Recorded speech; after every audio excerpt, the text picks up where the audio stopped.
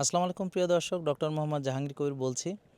অনেকেই খাওয়ার পরে দুর্বল বোধ করেন এবং অনেক সময় খিদা লাগে প্রচুর এবং কিছুক্ষণ পরপর ক্ষুধা লাগে এবং যদি আপনি না খান তাহলে খুব খারাপ লাগে।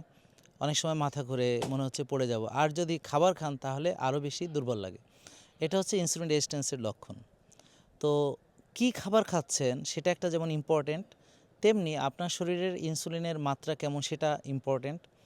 আপনার ইনসুলিন রেজিস্ট্যান্স আছে কিনা, অর্থাৎ আপনার হোমা-আইআর বেশি কিনা।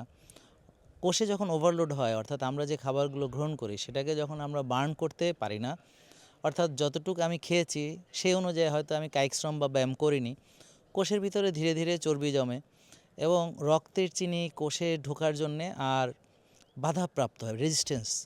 এখন ওই রেজিস্ট্যান্সকে ওভারকাম করার জন্যে আরও বেশি ইনসুলিন বডি তৈরি করে। তারপরে অতিরিক্ত ইনসুলিন ওই রক্তের চিনিটাকে জোর করে কোষে ঢুকায়। তো তার ফলে কোষ ইনসুলিনকে রেজিস্ট করে। এটা হচ্ছে ইনসুলিন রেজিস্ট্যান্স, হোমায়ার করলে বোঝা যায়।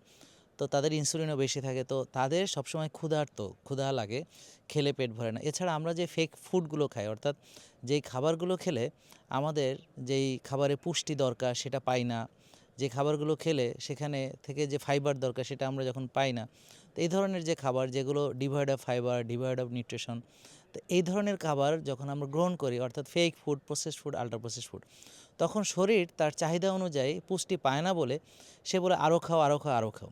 তো এই ধরনের খাবার খেলে আসলে ক্ষুধা মেটে না।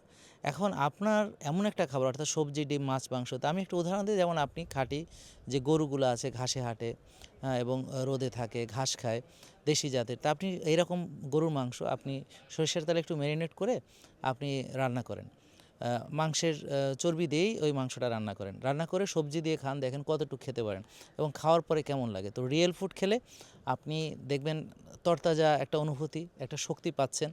তো আপনার ক্ষুধা কতক্ষণ পর পর লাগছে এবং খাওয়ার পরে কেমন অনুভূতি, এটা দিয়েই বোঝা যায় যে আপনার ইনসুলিন রেজিস্ট্যান্স আছে কিনা। ইনসুলিন রেজিস্ট্যান্স থেকে 60 থেকে 70টা রোগ হতে পারে।